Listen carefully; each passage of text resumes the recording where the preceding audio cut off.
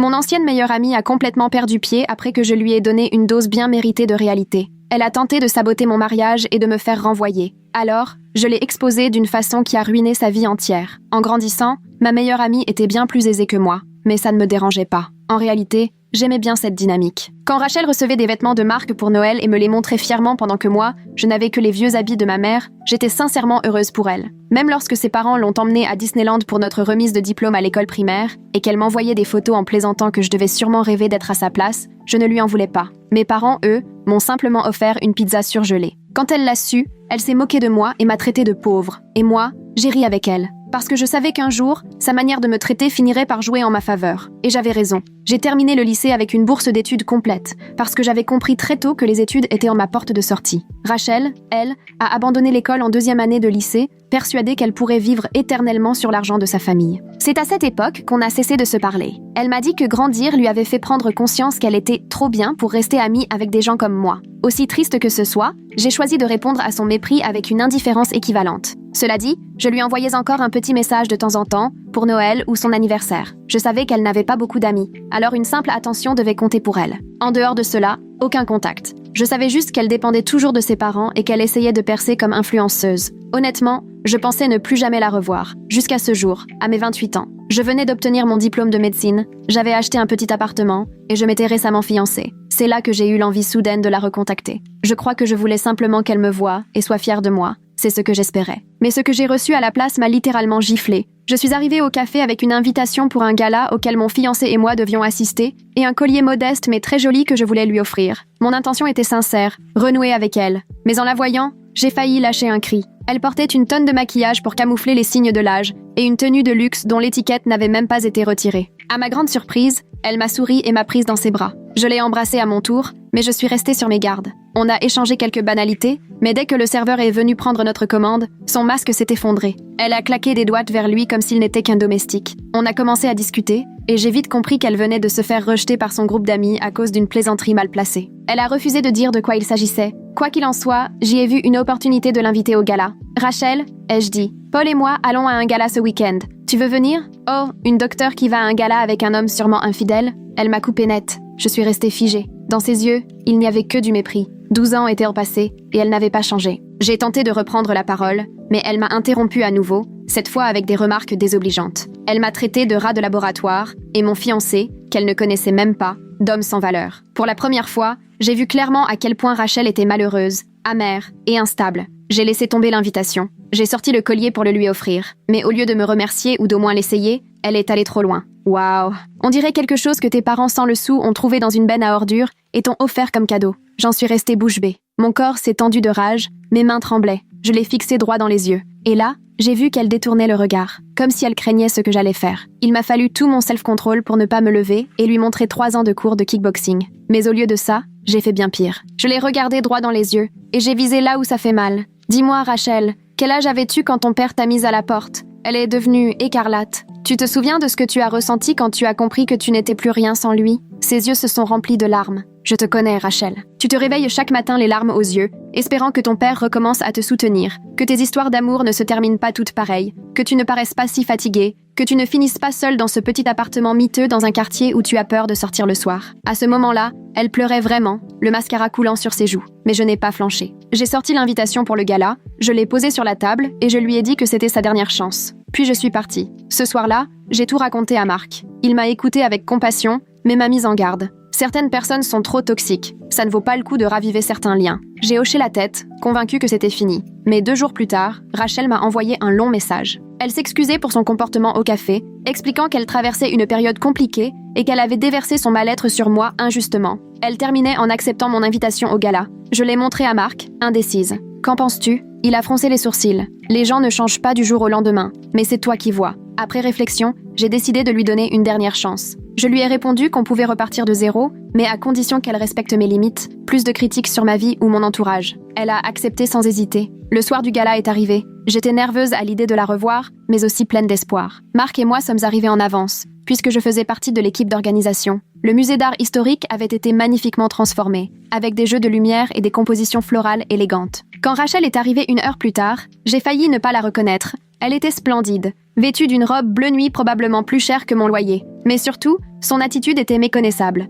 Elle souriait sincèrement, remerciait le personnel, se comportait de manière respectueuse. « Ta robe est superbe », m'a-t-elle dit en s'approchant. « Et voici donc Marc. J'ai tellement entendu parler de vous. » Marc m'a lancé un regard surpris, mais lui a serré la main poliment. Pendant le dîner, Rachel s'est montrée agréable, posant des questions intéressées sur le travail de Marc, complimentant ma bague de fiançailles. Je me suis mise à croire qu'elle avait vraiment réfléchi à son comportement. Mais en me rendant aux toilettes, j'ai entendu quelque chose qui m'a glacé le sang. Rachel parlait à un membre du conseil d'administration de l'hôpital, une femme avec qui je travaille étroitement. « Oui, je la connais depuis l'enfance », disait-elle. « C'est même moi qui l'ai encadrée pendant ses études de médecine. Elle avait du mal avec certains concepts avancés, mais j'ai toujours eu des facilités en médecine. Je suis chirurgienne à Mémorial maintenant. Je suis restée figée devant les lavabos. Rachel n'était pas médecin. Elle n'avait même jamais terminé le lycée. Autant que je sache, elle mentait éhontément sur elle-même et sur moi, à mes collègues. J'ai attendu que la membre du conseil s'éloigne, puis je suis allée droit la voir. « Qu'est-ce que tu fais ? Tu n'es pas médecin et tu ne m'as jamais encadrée dans mes études. » Le visage de Rachel s'est figé une seconde,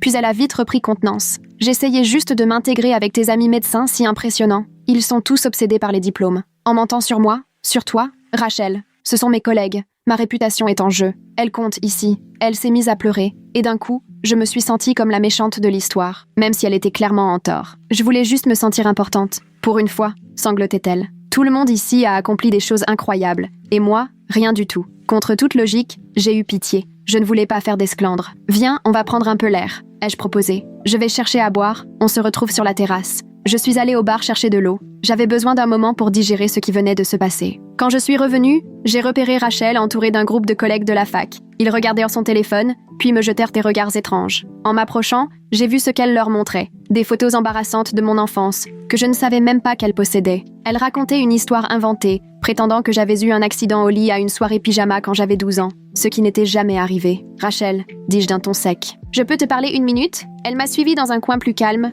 l'air totalement innocent. « Qu'est-ce qu'il y a ? Tu sais très bien ce qu'il y a. Où as-tu trouvé ces photos ? » « Oh, je les ai gardées depuis toujours, » répondit-elle avec désinvolture. « Juste quelques souvenirs que j'ai conservés. Je pensais que tes amis aimeraient découvrir ton vrai visage. » « Mon vrai visage ? Tu inventes des histoires pour me ridiculiser. » Elle s'est penchée vers moi, sa voix baissant d'un ton. « Tu m'as humiliée au café. Tu croyais qu'il n'y aurait pas de conséquences ? » Avant que je ne puisse réagir, elle s'est redressée, changeant complètement de ton et de posture. « Je suis vraiment désolée pour les photos, » dit-elle assez fort pour que les gens autour entendent. « Je ne savais pas que ça te blesserait. Je vais les supprimer tout de suite. » Elle a fait tout un cinéma en les supprimant devant moi. Mais au fond de moi, je savais qu'elle avait des copies ailleurs. Mon instinct me hurlait que j'avais commis une énorme erreur en l'invitant. Le reste de la soirée, j'ai tenté de ne pas la perdre de vue. Mais elle se déplaçait de groupe en groupe, discutant avec mes collègues. Rien de franchement compromettant, mais elle laissait entendre qu'on avait été bien plus proches qu'en réalité. Toujours en se présentant comme celle qui m'avait formée. J'avais mal à la tête à force de stress, et puis le désastre est arrivé. On se trouvait près des tables de la vente aux enchères silencieuses quand elle m'a accidentellement bousculée,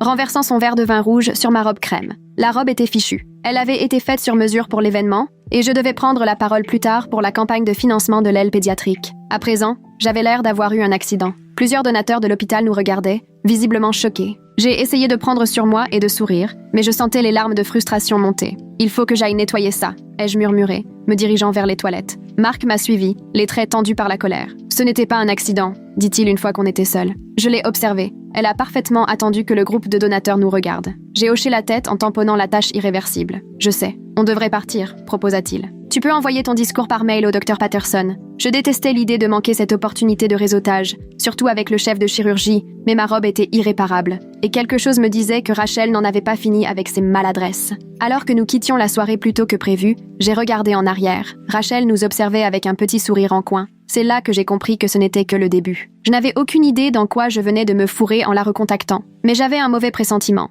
J'allais bientôt le découvrir. Le lendemain matin, je me suis réveillée avec plusieurs messages de collègues me demandant si j'allais bien. J'ai cru d'abord qu'ils parlaient de l'incident avec le vin, mais en lisant les messages, mon cœur a chuté. Apparemment, Rachel avait raconté à plusieurs personnes que j'avais quitté la soirée parce que j'avais trop bu et que je ne tenais pas l'alcool. J'ai immédiatement appelé le Dr Patterson pour lui expliquer ce qui s'était réellement passé. Mais à son ton, j'ai compris qu'il n'était pas totalement convaincu. « Ce genre de choses peut arriver », dit-il avec diplomatie. « Assurez-vous d'être prête pour la réunion du conseil la semaine prochaine. » Le message était clair. Ma réputation professionnelle avait pris un coup. Quand je l'ai raconté à Marc, il était furieux. « C'est absurde », dit-il en faisant les 100 pas dans la cuisine. Elle essaie clairement de te nuire. « Je sais », ai-je répondu, écœurée. Mais comment le prouver ? C'est sa parole contre la mienne. Et elle est apparemment très persuasive. J'ai essayé d'appeler Rachel pour la confronter, mais elle n'a pas répondu. À la place, elle m'a envoyé un message disant qu'elle n'avait rien dit sur moi et l'alcool, qu'elle avait seulement mentionné que je ne me sentais pas bien et que les autres avaient dû tirer leurs propres conclusions ou chercher à faire du drame. Tu devrais la bloquer, a suggéré Mark. Couper tout contact. J'ai acquiescé, mais quelque chose m'a retenu. Si elle comptait continuer à répandre des rumeurs à mon sujet, je voulais savoir ce qu'elle disait. J'ai donc commencé à tout documenter. J'ai créé un dossier sur mon téléphone avec des captures d'écran de toutes nos conversations et j'ai pris des notes sur chaque interaction. Pendant la semaine suivante, j'ai gardé la tête baissée au travail, concentré sur mes patients et tenté de regagner la confiance par mon professionnalisme. Je croyais que Rachel avait tourné la page après s'être amusée au gala. J'avais tout faux. Une semaine après l'événement, mon chef de service m'a convoqué dans son bureau. Le Dr Klein est d'ordinaire chaleureux et encourageant, mais ce jour-là, son regard était grave. Il tourna son écran vers moi. Tu peux m'expliquer ça? À l'écran, un post sur les réseaux sociaux d'un compte appelé Medical Frau. On y voyait prétendument des photos de moi, visiblement en état d'ébriété lors de conférences médicales. Sauf que je savais pertinemment qu'elles étaient truquées. Sur l'une d'elles, ma tête avait été grossièrement collée sur le corps de quelqu'un d'autre. Sur une autre, une simple photo de moi avec un verre d'eau avait été modifiée pour me faire paraître désorientée. C'est faux, ai-je dit aussitôt. Je n'ai jamais bu lors d'une conférence. Ce sont des images retouchées. Le Dr Klein poussa un soupir. C'est bien ce que je pensais. Le montage Photoshop n'était même pas très réussi, mais ces publications avaient été envoyées à plusieurs membres du conseil, et il fallait qu'on s'en occupe. Mon visage me brûlait de honte pendant que j'expliquais toute l'histoire à Dr Klein. Rachel, mon ancienne amie, semblait déterminée à détruire ma réputation. C'était humiliant d'avoir à parler de tout ce drame personnel à mon supérieur, mais je n'avais pas le choix. « Je suis désolée que vous ayez à gérer ça », dit Dr Klein après m'avoir écouté. « Pensez-vous qu'elle pourrait aller encore plus loin ? Honnêtement, je n'en sais rien, ai-je avoué. Je n'aurais jamais imaginé en arriver là. Il m'a conseillé de continuer à tout documenter et de consulter l'équipe juridique de l'hôpital si la situation s'aggravait. En sortant de son bureau, je ressentais à la fois du soulagement, parce qu'il me croyait, et de l'inquiétude face à ce que Rachel pourrait encore inventer. Ce soir-là, Mark et moi avons décidé qu'il était temps de couper tout contact. Je l'ai bloqué sur toutes les plateformes et demandé à nos connaissances communes de ne rien lui dire sur moi. On s'est dit qu'en perdant l'accès à ma vie, elle finirait peut-être par se lasser. Pendant 2 semaines, le calme est revenu. Plus de publications mensongères, plus de rumeurs au travail. Petit à petit, je recommençais à respirer. Je me concentrais sur les préparatifs de notre mariage. Nous avions réservé un lieu magnifique pour l'automne. Un manoir historique entouré de jardins qui allaient flamboyer de couleurs. Le dépôt de garantie nous avait coûté cher, mais c'était l'endroit de nos rêves. Puis un soir, j'ai reçu un appel du lieu de réception. Dr Thompson, ici Andrea de Bellevue Manor. Je vous appelle pour confirmer le changement de date de votre mariage du 15 octobre au 3 décembre, et pour vous informer que nous avons bien traité l'annulation de votre acompte traiteur, comme demandé. J'ai eu l'impression que le sol s'ouvrait sous mes pieds. Je n'ai demandé aucun changement, ai-je dit, la voix tremblante. Notre mariage est toujours prévu pour le 15 octobre. Un silence gêné a suivi. Pourtant, j'ai ici un formulaire de modification signé par vous, il y a 3 jours. C'est la mère de votre fiancé qui s'est présentée pour régler les détails. Sa mère vit au Colorado, ai-je répondu sèchement. Elle n'est pas venue ici depuis des mois. Après plusieurs échanges confus, la vérité a éclaté. Quelqu'un s'était fait passer pour moi, avait pris rendez-vous avec le domaine, convaincu le personnel qu'elle était moi, malgré une apparence très différente, et modifié les préparatifs de notre mariage. Même l'acompte du traiteur avait été remboursé sur une autre carte bancaire. Nous venions de perdre plusieurs milliers de dollars. Il faut que je voie les images de surveillance, ai-je exigé. Et il faut rétablir immédiatement tous les arrangements d'origine. Le directeur s'est montré désolé, mais a insisté sur la nécessité d'une identification officielle pour toute modification. Mark et moi avons sauté dans la voiture, nos papiers à la main, le cœur lourd à l'idée que notre date soit déjà prise par un autre couple. Heureusement, elle était encore disponible. Le directeur, choqué en comprenant ce qui s'était passé, a tout fait pour nous aider à tout remettre en ordre, même si nous avons dû payer des frais supplémentaires pour rétablir la commande du traiteur. Quand il nous a montré les images de vidéosurveillance, mes soupçons se sont confirmés, c'était Rachel. Cheveux teints, lunettes, mais c'était bien elle. On va porter plainte, a dit Mark en sortant. Là, on n'est plus dans le harcèlement. C'est une véritable fraude. La police a pris notre déposition, mais leur réaction n'a pas été très rassurante. Sans aveu direct de Rachel, ils estimaient qu'il serait difficile de prouver qu'il ne s'agissait pas simplement d'un malentendu. Ils nous ont recommandé une action civile. 3 semaines avant notre mariage, la situation a dégénéré. Mes demoiselles d'honneur ont commencé à agir de façon étrange. Annulation de rendez-vous pour les robes, excuses pour reporter l'enterrement de vie de jeune fille. Finalement, ma témoin Jamie m'a appelé. « Il faut que je te demande quelque chose », dit-elle, le ton grave. « Est-ce que tout va bien entre toi et Mark ? Si tu as besoin d'en parler, je suis là. » Déconcertée, je lui ai demandé ce qu'elle voulait dire. C'est là qu'elle m'a transféré un email anonyme qu'elle avait reçu. Il contenait des captures d'écran de prétendus échanges entre Mark et une autre femme, accompagnés d'un message disant « La mariée mérite de savoir ». Les messages étaient complètement inventés. On y lisait que Mark disait être malheureux avec moi et prévoyait de retrouver cette autre femme dans un hôtel. Le style ne lui ressemblait pas du tout, et le numéro affiché n'était même pas le sien. Mais c'était assez crédible pour semer le doute chez mes amis. J'ai passé des heures au téléphone à rassurer chacune de mes proches. Notre relation était solide, et tout cela était un mensonge. Marc, lui, était dévasté. Il avait toujours été fier de son intégrité, et l'idée que des gens puissent te croire qu'il me trompait le rendait fou. « Qui fait ça ?» demandait-il ce soir-là, en tournant en rond dans notre salon. « Qui met autant d'énergie à nuire à quelqu'un ?» Je n'avais pas de réponse. La cruauté dont Rachel faisait preuve dépassait l'entendement. Ce n'était plus une simple vengeance mesquine. C'était une attaque calculée contre toute ma vie. J'ai contacté mon cousin Joseph, expert en cybersécurité. Il a accepté de tracer l'origine des emails anonymes. Quelques jours plus tard, il m'a rappelé « L'adresse IP vient d'un cybercafé à 3 rues de chez Rachel. On ne peut pas prouver que c'est elle qui les a envoyés, mais c'est une drôle de coïncidence. » Nous avons transmis ces informations à la police, mais une fois de plus, cela ne suffisait pas pour lancer une procédure pénale. Ils nous ont suggéré de demander une ordonnance d'éloignement qui requiert moins de preuves. Alors qu'on étudiait nos options juridiques, Rachel est passée à l'étape suivante. Quelqu'un a appelé l'hôpital de façon anonyme pour déclarer m'avoir vu voler des médicaments à la pharmacie à des fins personnelles. Cela a immédiatement déclenché une enquête interne et j'ai été temporairement restreinte d'accès à certaines zones de l'hôpital, y compris le stockage des médicaments. C'était humiliant au possible. J'ai dû expliquer à la sécurité que j'étais la cible d'une ancienne amie malveillante. Heureusement, grâce aux enregistrements de surveillance, ils ont rapidement confirmé que je n'avais rien fait d'illégal. Mais pendant plusieurs jours, j'ai dû faire co-signer toutes mes prescriptions par un autre médecin. J'ai donc dû raconter toute l'histoire à des collègues que je connaissais à peine. L'enquête interne m'a totalement blanchi en une semaine, grâce au système de sécurité très performant de l'hôpital, qui prouvait que je n'étais jamais entrée dans la pharmacie sans autorisation. Mais le mal était fait. Je sentais les regards pesants, les doutes. Certains patients ont demandé à changer de médecin. C'était subtil, mais profondément blessant. Pendant ce temps, Rachel trouvait un nouveau point faible à exploiter. La mère de Marc, Linda, ne m'avait jamais particulièrement portée dans son cœur. Elle avait toujours espéré que son fils épouserait la fille de vieux amis de la famille. Même si elle restait polie, il y avait une distance, une froideur. Et Rachel, bien sûr, avait flairé cette faille. Un jour, Marc a reçu un appel inquiet de sa mère. « Est-ce que tout va bien entre toi et Sarah ?» lui a-t-elle demandé. J'ai entendu des choses assez troublantes. Il s'est avéré que Rachel s'était inscrite au cours de yoga de Linda sous un faux nom et avait passé des semaines à se rapprocher d'elle. Une fois sa confiance gagnée, elle a commencé à glisser des remarques subtiles, insinuant que je n'étais pas aussi équilibrée que je le prétendais et que Marc n'était pas heureux, mais trop loyal pour l'admettre. Elle semblait si sincère, a dit Linda quand Marc l'a confrontée. Elle m'a dit qu'elle te connaissait depuis la fac et qu'elle était juste préoccupée. Marc était furieux. « Maman, je t'ai dit à quel point je suis heureux. Pourquoi tu croirais une inconnue plutôt que ton propre fils ?» La situation a explosé le jour où je suis passée en voiture près du studio de yoga et que j'ai vu Rachel en sortir avec Linda. Je l'ai reconnue immédiatement, malgré sa nouvelle coupe de cheveux. Sans réfléchir, j'ai garé la voiture et l'ai confrontée sur le parking. « Qu'est-ce que tu fais avec ma future belle-mère ?» ai-je exigé.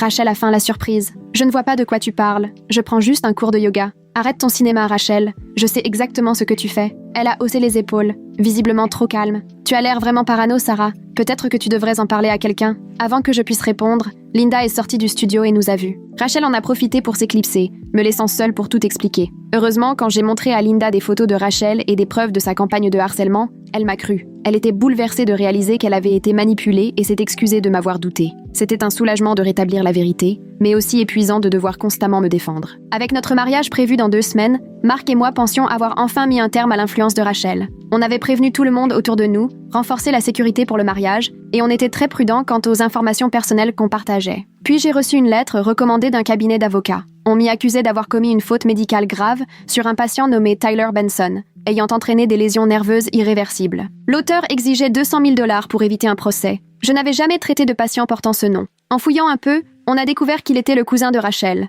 Marc et moi avons contacté immédiatement notre avocat. Il nous a confirmé que la plainte était manifestement frauduleuse, mais qu'il fallait tout de même y répondre formellement. Résultat, on a dû reporter notre lune de miel au Japon, perdant plusieurs milliers de dollars en réservations non remboursables. Notre avocat a envoyé une réponse ferme, signalant que les dossiers médicaux de l'hôpital prouveraient que je n'avais jamais soigné ce patient, et menaçant de contre-poursuite pour plainte abusive. L'autre cabinet a rapidement abandonné l'affaire, signe qu'il n'avait même pas vérifié les faits avant d'envoyer la lettre. Mais le stress devenait insupportable. Je dormais mal. Chaque notification sur mon téléphone me faisait sursauter. Après qu'on ait retrouvé notre voiture rayée dans le garage souterrain, Marc a installé de nouvelles caméras de sécurité autour de notre appartement. On avait tous les deux perdu du poids à force d'angoisse constante. Et puis, quand je croyais qu'on avait touché le fond, j'ai découvert qu'un site internet entier avait été créé dans le but de me faire passer pour une médecin dangereuse. Le site contenait de faux témoignages de patients affirmant que j'avais mal effectué des interventions simples, manqué de professionnalisme ou prescrit de mauvais traitements. Certains récits étaient de si bien écrits qu'ils semblaient un peu plausibles, d'autant qu'ils mélangèrent des éléments réels sur ma spécialité. Le site apparaissait en tête des résultats de recherche quand on tapait mon nom. En 2 semaines à peine, mes rendez-vous avec de nouveaux patients avaient chuté de 30%. « Il faut qu'on fasse appel à quelqu'un pour gérer ça », a insisté Marc après que j'ai fondu en larmes à l'annonce l'annonce d'un énième rendez-vous annulé. Le patient avait cité un des mensonges trouvés sur le site. On a trouvé un service spécialisé en gestion de réputation en ligne. Le coût était élevé, plusieurs milliers de dollars au départ, plus des frais mensuels. Mais j'étais à bout. Ma carrière comptait plus que tout pour moi. J'avais travaillé trop dur pour laisser Rachel tout détruire. Malheureusement, leurs efforts ont d'abord empiré les choses. En essayant de mettre en avant du contenu positif sur moi et de signaler le faux site pour suppression, ils ont attiré encore plus d'attention sur les rumeurs. Des groupes Facebook locaux ont commencé à discuter de moi, certains se demandant si je représentais vraiment un danger. Des gens qui ne m'avaient jamais consulté se permettaient de confirmer ce qu'ils avaient entendu dire. J'ai dû ravaler ma fierté et demander à des collègues d'écrire des témoignages positifs sur notre collaboration. C'était professionnellement humiliant. La plupart m'ont soutenu, mais je sentais que certains se demandaient s'il n'y avait pas un fond de vérité. Il n'y a pas de fumée sans feu, telle semblait être la pensée générale. Le stress affectait aussi notre relation. Marc et moi étions épuisés, tendus. On était passé du rêve d'un mariage féerique à l'envie d'en finir au plus vite, avant que Rachel ne trouve un autre moyen de nuire. Avançons la date et faisons quelque chose de simple, a proposé Marc après une journée de crise de plus. Juste la famille proche, dans un endroit où Rachel ne nous attendra pas. Je détestais l'idée de lui donner raison en changeant nos plans, mais la raison l'a emporté. Nous avons reprogrammé la cérémonie pour le week-end suivant, au même endroit, en informant uniquement nos familles proches. On a perdu un autre acompte, mais ça valait la peine pour avoir enfin un peu de paix. La veille du nouveau mariage, le lieu nous a appelés, paniqués. Des inspecteurs sanitaires venèrent de débarquer, suite à une plainte anonyme affirmant qu'il y avait une infestation de rongeurs dans les cuisines. Aucune trace n'a été trouvée, mais la réglementation exigeait une inspection complète avant de pouvoir servir de la nourriture, ce qui ne pourrait pas être fait à temps. Nous avons perdu le lieu et l'acompte du traiteur, à moins de 24 heures du mariage. La cousine de Marc, Elisabeth, a proposé d'organiser la cérémonie dans son jardin. Ce n'était pas le lieu de rêve qu'on avait imaginé, mais à ce stade, on voulait juste se marier sans nouvel incident. Et malgré tout, le petit mariage dans son jardin s'est révélé magnifique. Le modeste jardin d'Elisabeth comptait quelques rosiers et une petite terrasse. Rien à voir avec les vastes allées du manoir, mais c'était intime, sincère, entouré uniquement de ceux qui nous aimaient vraiment. Mais alors qu'on échangeait nos vœux, une voiture garée en face de la maison a commencé à klaxonner sans interruption et à faire retentir de la musique à plein volume. Le frère de Marc et deux de ses amis ont aussitôt couru voir ce qui se passait pendant qu'on essayait d'abréger nos vœux. À travers le vacarme, j'ai aperçu Rachel dans sa voiture, un sourire malveillant sur le visage, bien décidée à gâcher notre cérémonie. Le temps que les garçons arrivent à sa hauteur, elle avait démarré, laissant derrière elle un film de mariage partiellement ruiné par des coups de klaxon. C'était la goutte de trop. Le lendemain, nous sommes allés directement voir notre avocat et avons insisté pour engager des démarches légales plus sérieuses. Jusqu'ici, il était réticent, expliquant que les affaires de harcèlement étaient difficiles à prouver et coûteuses à poursuivre. Mais cette fois, il a reconnu que nous avions rassemblé assez d'éléments pour déposer une demande d'ordonnance de protection. Nous avons passé notre lune de miel à rassembler des preuves, à organiser toute la documentation des derniers mois et à préparer notre dossier pour le tribunal. Ce n'était pas exactement le début de mariage romantique qu'on avait imaginé, mais au moins, lutter ensemble contre une ennemie commune avait renforcé notre union. La procédure pour obtenir une ordonnance restrictive s'est révélée plus complexe que je ne le pensais. Il fallait démontrer un schéma de harcèlement et prouver que Rachel représentait une menace crédible. Heureusement, nous avions soigneusement documenté l'escroquerie du lieu de mariage, le site médical diffamatoire, les faux messages, la plainte bidon pour faute professionnelle, ainsi que des témoignages de témoins, dont la mère de Marc et mes demoiselles d'honneur, qui avaient reçu les fameux emails. Juste au moment où l'on croyait faire des progrès, Rachel a déposé sa propre demande d'ordonnance contre moi, affirmant que c'était moi qui la harcelais. Dans sa déposition, elle prétendait que j'étais obsédée par elle, que je la suivais partout et que je répandais des mensonges à son sujet auprès de nos connaissances communes. Nous avons dû assister à une audience terriblement inconfortable, où Rachel a présenté des preuves fabriquées, des photos retouchées censées me montrer en train de la suivre, de faux messages et même un journal intime falsifié censé documenter sa peur de moi. Elle avait mis autant d'efforts à construire cette version alternative des faits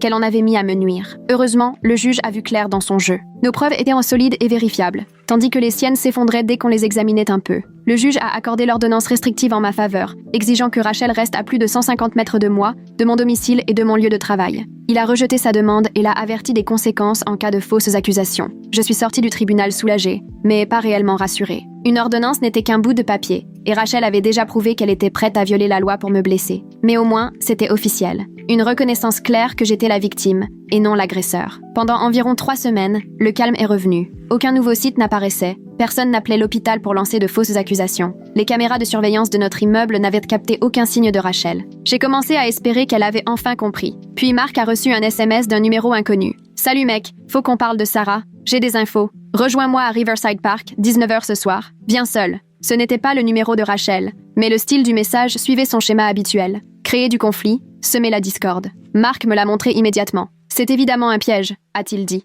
Probablement ce fameux Tyler, son cousin, celui de la fausse plainte. Ou alors elle utilise un téléphone jetable. Dans tous les cas, tu ne peux pas y aller, ai-je insisté. Il était d'accord, mais curieux. Et si j'y allais quand même, mais je restais dans la voiture, juste pour voir qui vient? J'étais contre. Mais Mark pensait qu'on pourrait obtenir plus de preuves, surtout si Rachel violait l'ordonnance en envoyant quelqu'un à sa place. Il m'a promis de rester enfermé dans la voiture, vitre levée, et de partir au moindre signe de danger. Ce soir-là, Mark s'est garé près du lieu du rendez-vous, 15 minutes en avance. Il a laissé sa dashcam allumée pour tout enregistrer. À 19h précise, un homme s'est approché du parking, scrutant les alentours. En apercevant la voiture de Mark, il est allé droit vers lui. Mark l'a reconnu aussitôt. C'était bien Tyler, le cousin de Rachel, celui qui avait déposé la fausse plainte. Tyler a fait signe à Mark d'ouvrir la vitre, mais Mark a secoué la tête et montré son téléphone pour lui signaler qu'il filmait. D'un coup, Tyler a changé de ton. Il s'est mis à hurler des insultes et à frapper contre la vitre, tentant clairement de provoquer une réaction. Lui aussi filmait, sans doute dans l'espoir d'obtenir une vidéo où Mark réagirait mal, à utiliser plus tard contre nous.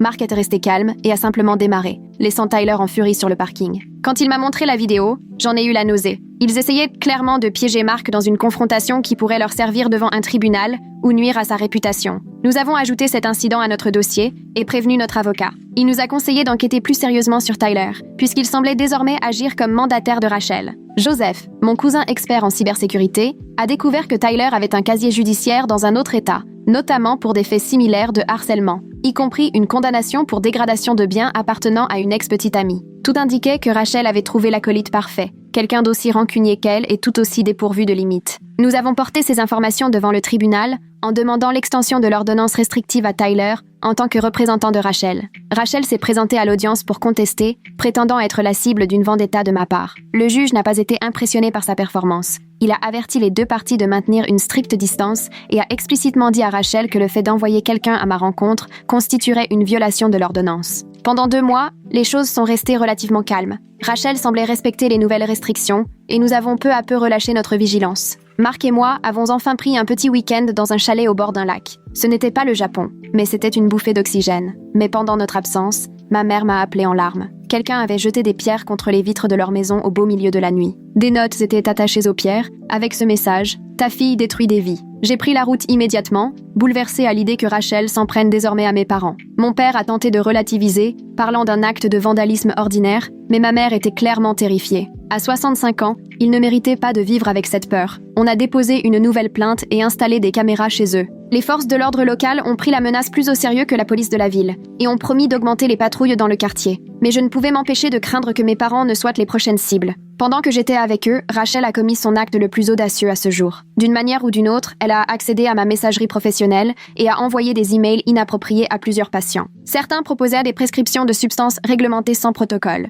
D'autres contenaient des commentaires déplacés sur l'état de santé des patients. À mon retour, j'ai trouvé une notification m'informant que j'étais suspendue temporairement en attendant une enquête informatique. L'hôpital prend très au sérieux toute plainte de patients et les emails semblaient réellement provenir de mon compte. Heureusement, le service informatique a réagi rapidement. L'enquête informatique a rapidement révélé que les emails avaient été envoyés depuis une adresse IP non liée à l'hôpital ni à notre réseau domestique. Mon compte avait été piraté à l'aide d'une réinitialisation de mots de passe, rendue possible grâce aux réponses à mes questions de sécurité. Des réponses que Rachel connaissait sans doute depuis notre enfance. L'hôpital m'a réintégré après 3 jours, avec une déclaration officielle adressée aux patients concernés pour expliquer la violation du compte. Ils ont aussi renforcé les mesures de sécurité en imposant l'authentification à 2 facteurs pour tous les courriels professionnels. Mon chef de service m'a soutenu, mais je sentais bien que certains administrateurs commençaient à remettre en question mon discernement. Et le pire, c'est que Rachel avait visiblement prévu tout ça. Avant même que le service informatique ne puisse démontrer que les emails étaient falsifiés, elle avait déjà pris des captures d'écran et les avait envoyées anonymement à l'ordre des médecins,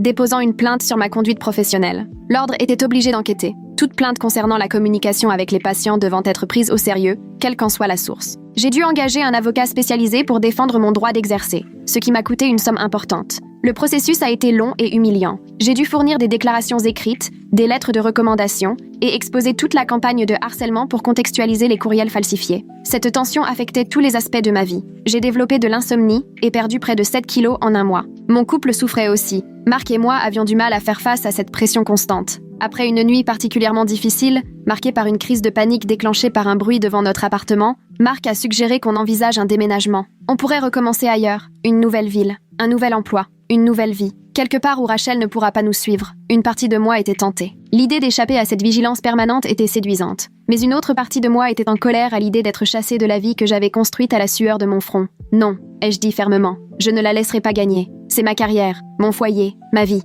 Je ne fuis pas. À la place, nous avons élaboré un plan méthodique pour obtenir des preuves irréfutables du harcèlement de Rachel. Joseph a proposé de créer un piège numérique, un espace de stockage en ligne protégé par mots de passe, censé contenir mes journaux intimes et des informations sensibles, mais en réalité conçu pour suivre toute tentative d'accès. Ces faux journaux contenaient des insécurités inventées, des peurs imaginaires, destinées à appâter Rachel. Les mots de passe choisis étaient volontairement simples, liés à des souvenirs d'enfance qu'elle seule connaîtrait. Nous avons ensuite demandé à une connaissance commune de glisser, en public, que j'utilisais un journal numérique pour gérer mon stress. L'appât a fonctionné au-delà de nos attentes. 2 jours plus tard, quelqu'un avait accédé au faux journal depuis une adresse IP rattachée à l'immeuble de Rachel. Non contente de lire les entrées, elle les avait téléchargées et avait commencé à en publier des extraits sur les réseaux sociaux, accompagnés de commentaires cruels sur ma vie pathétique. Mais Joseph avait intégré des filigranes numériques et des pixels de traçage dans les fichiers qui reliaient sans équivoque les accès non autorisés aux appareils de Rachel. Nous avions enfin des preuves techniques irréfutables, fraude informatique, vol d'identité numérique et violation de l'ordonnance restrictive. Avec ces éléments en main, nous sommes retournés voir la police. Cette fois, il ne s'agissait plus seulement de harcèlement. Nous avions des délits informatiques concrets à signaler. Le détective en charge du dossier a immédiatement pris l'affaire au sérieux. Cela dépasse les compétences locales, a-t-il expliqué en examinant nos preuves. Les crimes numériques compliquent la procédure, mais augmentent aussi les chances d'obtenir une condamnation. Il faudra qu'on collabore avec l'unité cybercriminalité. Pour la première fois depuis des mois, j'ai ressenti une lueur d'espoir. Rachel allait peut-être enfin répondre de ses actes. Le détective nous a tout de même prévenus. Monter un dossier pénal solide prend du temps et la charge de la preuve reste élevée. Mais il semblait convaincu que nous avions les bases nécessaires pour avancer. Pendant que l'enquête policière progressait, notre avocat nous a conseillé d'intenter également une action civile. Nous avons donc déposé une plainte contre Rachel pour diffamation, harcèlement, atteinte intentionnelle à la santé mentale et dommages financiers. Notre avocat lui a envoyé une notification officielle du procès, accompagnée de toutes nos preuves. On pensait que cette démonstration de force la dissuaderait. Mais Rachel a répliqué en lançant une cagnotte en ligne. Elle affirmait y être victime d'un lynchage judiciaire, orchestré par des médecins fortunés qui cherchaient à la faire taire après qu'elle ait soi-disant dénoncé la vérité. Elle me dépeignait comme une femme puissante, rancunière, qui utilisait ses ressources pour écraser une simple citoyenne. La distorsion des faits était presque fascinante tant elle était poussée. Le pire, c'est que des gens y ont cru. Rachel a récolté près de 15 000 $ grâce à la générosité de parfaits inconnus convaincus de sa prétendue victimisation. Mais l'instruction du procès a révélé une vérité bien différente. Sa vengeance n'avait rien d'un coup de tête. Elle planifiait cette campagne depuis des années. Nous avons trouvé un journal détaillé, remontant à mes débuts en faculté de médecine, dans lequel elle énumérait méthodiquement comment elle comptait s'en prendre à chaque aspect de ma vie, ma carrière, mon couple, ma famille, ma réputation. Ces éléments ont considérablement renforcé notre dossier. L'avocat de Rachel, payé avec l'argent de sa cagnotte, lui a conseillé de régler l'affaire à l'amiable. Mais Rachel a refusé, furieuse, clamant qu'elle était la vraie victime et qu'elle allait le prouver au tribunal. À mesure que la date du procès approchait, Rachel devenait de plus en plus désespérée. Tyler a recontacté Mark, affirmant vouloir donner sa version des faits. Cette fois, Mark est allé au rendez-vous accompagné de notre avocat, qui attendait non loin. Comme prévu, Tyler a tenté de provoquer Mark en l'enregistrant avec son téléphone. Mark est resté calme et s'est simplement éloigné, réalisant que c'était une nouvelle tentative de discrédit avant le procès. Nous avons ajouté cet incident à notre dossier, qui devenait de plus en plus solide. 2 semaines avant l'audience, Rachel a tenté un dernier coup. Elle s'est présentée chez mes parents, affirmant vouloir s'excuser en personne pour un soi-disant malentendu. Mon père, ne l'ayant vue qu'en photo, l'a laissée entrer, avant que ma mère ne réalise qui elle était. Profitant de ce court moment, Rachel a pris des photos de l'intérieur de la maison, modeste mais chaleureuse, puis les a publiées en ligne, se moquant de leur mobilier et de leur style de vie, qu'elle comparait à la maison luxueuse de ses propres parents. Cette violation directe de l'ordonnance restrictive a été le dernier élément qu'il nous manquait. Un mandat d'arrêt a été émis contre Rachel, cette fois pour infraction pénale. Elle était entrée chez mes parents, en violation directe d'une décision de justice. Rachel a échappé à son arrestation pendant 33 jours. Durant cette période, elle a envoyé un email frénétique à mon employeur et à mes collègues, affirmant que j'avais tout inventé dans le cadre d'un complot sophistiqué visant à la détruire. Mais sa fuite ne faisait que la rendre encore plus suspecte. Lorsqu'elle a finalement été arrêtée dans une gare routière, apparemment en train de tenter de quitter la ville, rares étaient ceux qui croyaient encore à ses protestations d'innocence. Avec Rachel en détention préventive pour avoir violé l'ordonnance restrictive, Mark et moi avons enfin ressenti un soulagement. Bref, mais réel. Mais très vite, nous avons compris que ce n'était que le début d'un nouveau chapitre. L'affaire pénale pour violation de l'ordonnance était distincte du procès civil, qui, lui, suivait toujours son cours. Les deux nécessitaient notre participation, nos témoignages, et une énergie émotionnelle que nous n'avions plus en réserve. Nous étions également inquiets pour nos finances. Entre les frais juridiques, les dispositifs de sécurité et les pertes de revenus dues aux dégâts causés à ma réputation, nous avions déjà dépensé plus de 30 000 $ à cause du harcèlement de Rachel. Le simple fait de poursuivre la bataille judiciaire paraissait décourageant. Puis, contre toute attente, l'aide est venue d'une source improbable. Dr Klein, l'un des associés principaux de l'hôpital, qui m'avait soutenu tout au long de cette épreuve, nous a mis en relation avec une avocate spécialisée dans les affaires de harcèlement qui acceptait certains dossiers pro bono. Elle avait déjà défendu plusieurs professionnels de santé pris pour cible par des individus malveillants et était passionnée par la protection des victimes. Avec une meilleure représentation légale, nous nous sommes sentis plus solides pour affronter les procédures à venir. Mais Rachel n'avait pas encore joué sa dernière carte. Après avoir été libérée sous caution, avec un bracelet électronique et des conditions strictes, elle a convaincu ses parents d'engager un avocat agressif, qui a affirmé que Rachel souffrait de troubles mentaux non diagnostiqués, expliquant ainsi son comportement. Cette nouvelle stratégie de défense a compliqué ce qui semblait, jusque-là, une affaire relativement claire. L'avocat de Rachel a plaidé qu'elle avait besoin d'un suivi médical, pas d'une condamnation, que ses actes étaient liés à des troubles non traités plutôt qu'à une intention malveillante. Une évaluation psychiatrique ordonnée par le tribunal a conclu que Rachel présentait effectivement des traits marqués de personnalité narcissique, mais qu'elle était pleinement consciente de ses actes et de leurs conséquences. Elle ne remplissait donc pas les critères d'irresponsabilité pénale ou d'altération du discernement. Néanmoins, son avocat a habilement exploité ce diagnostic pour susciter la compassion du public, dépeignant Rachel comme une femme en détresse, méritant de l'aide plutôt que d'être jugée comme une manipulatrice calculatrice. Nous avons répondu en faisant témoigner ma thérapeute, qui a expliqué en détail les effets psychologiques durables que j'avais subis. Anxiété sévère, dépression, insomnie, la souffrance était réelle, quels que soient les états d'âme de Rachel au moment de ses attaques. À l'approche du procès, l'avocat adverse a proposé un accord à l'amiable, incluant une clause de confidentialité. Rachel accepterait de payer une modeste somme en réparation, suivrait une thérapie et respecterait l'ordonnance de non-communication. En échange, j'accepterais de ne jamais parler publiquement de ce que j'avais vécu. Marc pensait qu'on devrait accepter. On pourrait enfin tourner la page, disait-il. Plus de date d'audience. Plus besoin de revivre ce cauchemar encore et encore. Mais pour moi, accepter cet accord revenait à permettre à Rachel de garder ses actes secrets. Cela signifiait étouffer la vérité, en échange d'un peu de paix. Après une longue réflexion, nous avons refusé. Malgré les avertissements de notre avocate sur l'imprévisibilité d'un procès, tout était prêt pour une confrontation finale devant la justice. Et cette fois, la totalité de la campagne de Rachel allait être révélée au grand jour. Quoi qu'il arrive, j'étais prête à lui faire face une dernière fois, et à laisser ce cauchemar derrière nous. La revanche de l'ami riche. Le procès. Le procès a débuté un lundi matin pluvieux.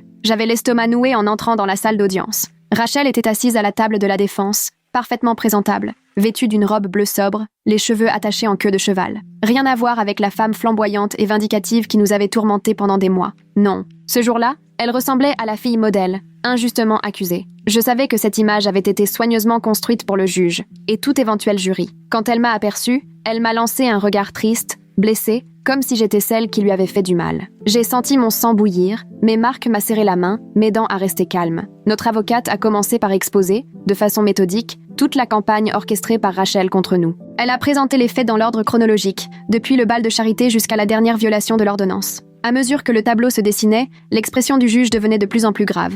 L'avocat de Rachel, quant à lui, a tenté de la présenter comme une amie d'enfance incomprise qui voulait seulement renouer avec moi. Ma cliente a simplement cherché à rétablir un lien avec une ancienne amie, a-t-il plaidé. La réaction hostile de Dr. Thompson a déclenché chez elle une réponse émotionnelle certes inappropriée, mais compréhensible. J'ai failli éclater de rire face à ce discours absurde. Heureusement, notre avocate était prête. Elle a sorti le journal intime de Rachel, où elle planifiait ma chute, avec des dates prouvant que tout cela avait commencé des années avant notre rencontre au café. Au 3e jour du procès, même les parents de Rachel semblaient choqués par l'ampleur des faits. Ils étaient assis au fond de la salle, le visage de plus en plus bouleversé à chaque nouvelle pièce à conviction. J'en suis presque venue à ressentir de la pitié. Ils ignoraient sans doute l'étendue des agissements de leur fille. Le moment décisif est arrivé lors du contre-interrogatoire de Rachel. Elle a maintenu son rôle de victime fragile pendant presque 1 heure, parlant doucement, expliquant à quel point elle m'admirait et voulait juste faire à nouveau partie de ma vie. Mais notre avocate a peu à peu démoli son récit, soulignant les incohérences, présentant des preuves qui contredisaient ses affirmations. Puis, acculée à propos du sabotage du mariage,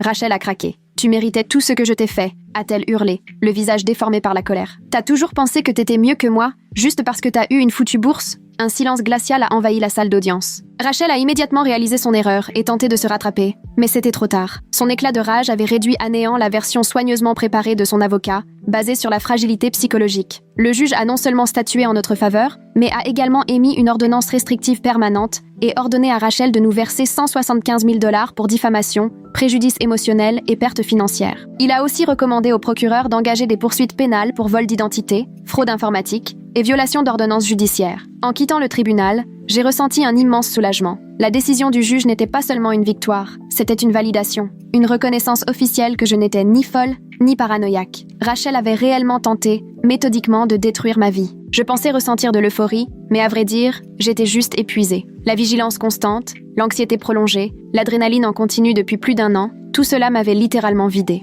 Ce soir-là, Marc et moi avons commandé des plats à emporter et nous nous sommes endormis sur le canapé avant 21h, trop fatigués même pour fêter notre victoire. Les semaines qui ont suivi ont apporté de nouveaux défis que nous n'avions pas anticipés. Les parents de Rachel ont refusé de l'aider à payer les dommages. Ils ont dit à son avocat qu'ils en avaient fini avec elle. Après des années à couvrir ses erreurs, ils avaient atteint leurs limites. Cela signifiait que Rachel devait désormais faire face non seulement aux conséquences financières, mais aussi à la perte de son principal soutien. Le jugement m'avait apporté une forme de réparation. Mais sur le plan émotionnel, je luttais encore avec des troubles anxieux et un manque profond de confiance. Je sursautais au moindre bruit, vérifiais les verrous 3 fois avant de dormir, balayais chaque pièce du regard dès que j'y entrais. Ces réflexes s'étaient installés sans que je m'en rende compte. Marc l'a remarqué et m'a proposé d'utiliser une partie de l'indemnisation pour faire une thérapie. Pas juste pour toi, m'a-t-il dit. Pour nous deux. Moi aussi, ça m'a affecté. Je pense qu'une thérapie de couple nous aiderait à reconstruire ensemble. Il avait raison. Nous avons trouvé une thérapeute spécialisée dans les traumatismes et le rétablissement. Les séances étaient parfois éprouvantes, mais elles nous ont permis de guérir à deux et de renforcer notre lien à travers cette épreuve. 2 mois après le procès, j'ai reçu une bonne nouvelle sur le plan professionnel. L'hôpital a rétabli complètement mon dossier et m'a proposé une place dans une équipe de recherche prestigieuse, spécialisée dans les traitements innovants des troubles auto-immuns pédiatriques. C'était exactement le genre de travail que j'avais toujours rêvé de faire. Le poste impliquait des déplacements réguliers pour des conférences médicales, ce qui a ravivé certaines de mes angoisses. L'idée d'être loin de chez moi, dans des hôtels où n'importe qui pouvait me retrouver, me plongeait dans une spirale d'anxiété. Marc m'a aidé à mettre en place des protocoles de sécurité, points de contact réguliers, hôtel avec sécurité renforcée, partage permanent de ma localisation avec lui. Ce n'était pas parfait, mais cela m'a permis d'accepter le poste. Mes parents ont décidé de déménager plus près de nous. L'agression par jet de pierre les avait plus secoués qu'ils ne l'avaient d'abord admis, et ils voulaient se sentir plus en sécurité. La maison qu'ils avaient repérée dépassait légèrement leur budget, alors nous avons utilisé une partie de l'indemnisation pour les aider à verser l'apport. Il nous semblait juste de transformer l'attaque de Rachel en quelque chose de positif pour notre famille.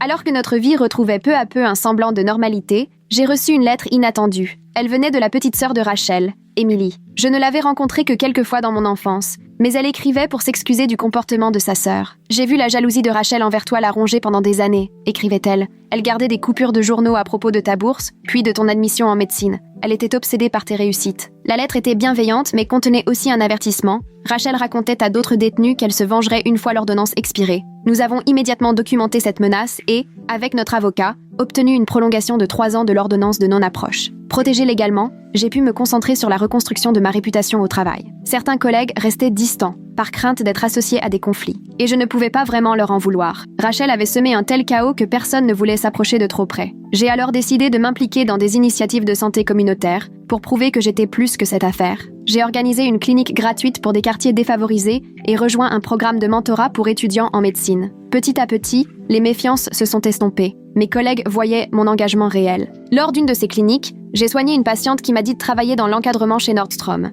En discutant, j'ai compris qu'elle avait été la supérieure de Rachel. Elle a mentionné, de façon détachée, avoir dû licencier une employée pour comportement obsessionnel envers une collègue. Elle ne voulait juste pas lâcher prise, m'a-t-elle dit. On n'a pas eu le choix. Discuter de Rachel de cette manière m'a mise mal à l'aise. Je ne voulais pas tomber dans ce même schéma toxique. J'ai poliment changé de sujet et me suis concentrée sur ses soins. Je n'avais pas besoin d'autres récits à son sujet. J'en avais déjà bien assez. Marc et moi avons finalement pris notre lune de miel tardive, sur la côte du Maine. Ce n'était pas le Japon comme prévu, mais un cottage paisible au bord de la mer. Nous avons totalement déconnecté des réseaux sociaux et du travail, essayant simplement d'être un couple normal. Mais au bout de 3 jours, je me surprenais à vérifier les fenêtres en permanence, à avoir l'impression d'être observée sur la plage. Marc l'a remarqué et a suggéré qu'à notre retour, je consulte un thérapeute spécialisé dans le traumatisme. Cette thérapie m'a énormément aidée. La thérapeute m'a expliqué que mon cerveau avait été reprogrammé par le stress chronique pour anticiper en permanence un danger. Grâce à l'EMDR et à d'autres techniques cognitives, j'ai lentement recommencé à me sentir en sécurité. Je peinais encore à faire entrer de nouvelles personnes dans notre vie. Chaque nouveau visage déclenchait en moi une avalanche de doutes. Et s'ils connaissaient Rachel? Et s'ils faisaient semblant d'être amicaux? Marc et moi avons commencé petits, en organisant des dîners avec des amis de confiance, puis en élargissant le cercle à leurs proches. 1 an après le procès, on m'a proposé d'intervenir lors d'une conférence médicale sur le harcèlement en milieu de travail. Les organisateurs avaient entendu parler de mon expérience et pensèrent que mon témoignage serait précieux. Accepter signifiait rendre mon histoire plus publique, ce qui pouvait attirer à nouveau l'attention. Après réflexion, j'ai décidé de partager mon vécu anonymement via une collègue. Elle a présenté mon cas comme une étude clinique, sans mentionner mon nom. C'était une manière d'aider les autres, sans me réexposer inutilement. Par des contacts communs, nous avons appris que Rachel avait déménagé dans un autre État après avoir purgé une brève peine de prison pour violation de l'ordonnance. Apparemment, elle avait recommencé à zéro, avec un nouveau travail et un nouveau cercle social. Une part de moi espérait qu'elle avait vraiment changé, l'autre restait méfiante. Joseph nous a aidés à sécuriser nos profils en ligne et à mettre en place une veille discrète. Nous restions prudents, mais moins obsédés qu'avant. La vie reprenait peu à peu son cours. Pour mes 30 ans, Marc m'a annoncé une nouvelle bouleversante. Nous attendions notre premier enfant. J'étais submergée de joie. Une joie que je n'aurais jamais cru possible pendant les heures sombres du harcèlement. Mais cette joie s'accompagnait de nouvelles peurs. Protéger ce que nous avions désormais de plus précieux. Alors, nous avons canalisé ces craintes de façon constructive. Système de sécurité renforcé, documents juridiques mis à jour, protection prévue dès la naissance. Nous étions prêts. Nous avons créé une fiducie pour garder notre adresse confidentielle, installé un système de sécurité complet et pris toutes les dispositions pour que les informations de notre enfant soient protégées à l'école et à la crèche. 2 ans après le début de cette épreuve, nous avons reçu une nouvelle inattendue. Par l'intermédiaire de notre avocate, nous avons appris que Rachel avait terminé sa thérapie ordonnée par le tribunal et avait envoyé une lettre notariée dans laquelle elle reconnaissait ses actes, sans les minimiser, et demandait pardon. Son thérapeute rapportait des progrès notables dans la gestion de ses troubles profonds. Elle avait retrouvé un emploi stable et un logement, sans incident, depuis plus d'1 an. La lettre n'était pas vraiment une excuse. Elle restait centrée sur ce qu'elle avait ressenti, plutôt que sur le mal qu'elle avait causé. Mais elle témoignait, tout de même, d'une certaine évolution dans sa compréhension des limites et des conséquences. Accepter cette possible évolution signifiait aussi me confronter à ma propre rancœur. Une part de moi voulait que Rachel souffre éternellement pour tout ce qu'elle nous avait fait subir. Lire ces lignes sur ses progrès réveillait en moi des émotions complexes. Un certain soulagement à l'idée qu'elle ne s'en prenne plus à d'autres, mais aussi de la colère de l'avoir avancée alors qu'elle avait tout ravagé sur son passage. J'ai choisi ni de répondre, ni de nier sa potentielle rédemption. Si elle changeait réellement, c'était une bonne chose, pour elle, pour la société. Mais je ne lui devais ni pardon, ni reconnaissance. Je me suis concentrée sur ce que j'avais construit, malgré ses tentatives de destruction. À notre 3e anniversaire de mariage, notre vie avait trouvé un nouvel équilibre. Je m'épanouissais dans mon poste de chercheuse, et 2 de mes articles avaient été très bien reçus par la communauté médicale. Marc avait été promu chef de projet dans son cabinet d'ingénierie. Et notre fille, Lily, était une petite fille joyeuse et pleine d'énergie qui remplissait notre maison de rire. Mes parents, installés à proximité, étaient devenus des grands-parents dévoués. L'hypervigilance s'estompa lentement. Il m'arrivait encore d'avoir des montées d'angoisse, déclenchées par certains souvenirs, mais elles devenaient plus rares, plus supportables. Marc et moi avions développé un code discret, des mots simples à dire quand l'un de nous avait besoin de soutien, sans avoir à expliquer. L'ordonnance de protection était toujours en vigueur, renouvelée régulièrement, mais nous ne la surveillions plus activement. L'énergie que nous avions autrefois consacrée à nous protéger était désormais investie dans la construction de notre vie. Parfois, le soir, en regardant Marc lire une histoire à Lily ou en voyant notre maison remplie d'amis autour d'un dîner, je réalisais à quel point nous avions frôlé la catastrophe. Rachel avait ciblé chaque aspect de ma vie avec une précision chirurgicale. Ma carrière, mon couple, ma famille, mon sentiment de sécurité, et pourtant, elle a échoué. Malgré ses plans méticuleux et ses attaques incessantes, nous avons survécu. Non seulement survécu, mais florissamment reconstruit. La véritable victoire n'était pas dans la punition de Rachel, mais dans notre bonheur, dans cette vie qu'elle avait tenté, par tous les moyens, d'anéantir. Je ne comprendrai jamais totalement ce qui pousse quelqu'un à consacrer des années à vouloir ruiner l'existence d'autrui. La haine et l'obsession que Rachel a manifestées vont bien au-delà des émotions humaines normales. Mais j'ai cessé d'essayer de comprendre. Certaines énigmes n'ont pas de réponse satisfaisante. Et s'obstiner à les chercher, c'est rester prisonnier du passé. Aujourd'hui, je choisis plutôt la gratitude. Pour ce que j'ai, un mari aimant, qui m'a soutenue dans la pire période de ma vie. Une fille magnifique, qui incarne tous nos espoirs pour l'avenir. Des parents présents, inconditionnels dans leur soutien. Une carrière qui me passionne. Et surtout, la certitude que je suis bien plus forte que je ne l'aurais jamais cru. Rachel reste enfermée dans son propre passé, tant qu'elle n'aura pas changé pour de bon. Moi, j'ai avancé. Et c'est ça, la plus belle des victoires.